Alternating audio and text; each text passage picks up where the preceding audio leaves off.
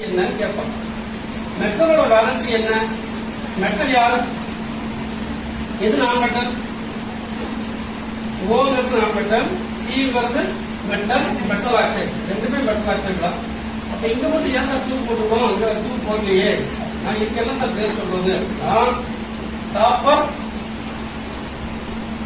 Two oxide, இங்க copper oxide. வித்தியாசம் புரியுதுங்களா? அப்ப copper one oxide, copper two oxide தான் சொல்றோம். இதாக ஸ்டடி 9th ஸ்டாண்டர்ட் என்ன பண்ணிருக்கோம்? கிறிஸ் கிராஸ் மெத்தட் அப்படின்னு படிச்சிருக்கோம்.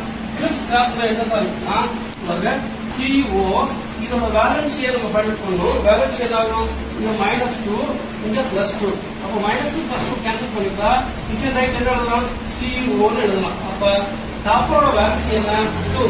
அப்ப காப்பர் 2 ஆக்சைடு பேர் என்னது? Copper 2 oxide.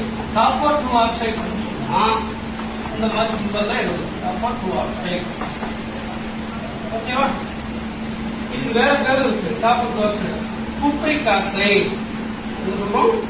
Cupric oxide. குப்ரிக்ல என்ன இருக்கு பாருங்க, இந்த மாதிரி எழுதும். Cupric oxide. சரியா? வேலன்சி அதிகமா இருந்தா ரிச், ரிக்கு, ஐசி, இக்கு. சரிங்களா? அது அதிகமா இருக்குன்னு அர்த்தம்.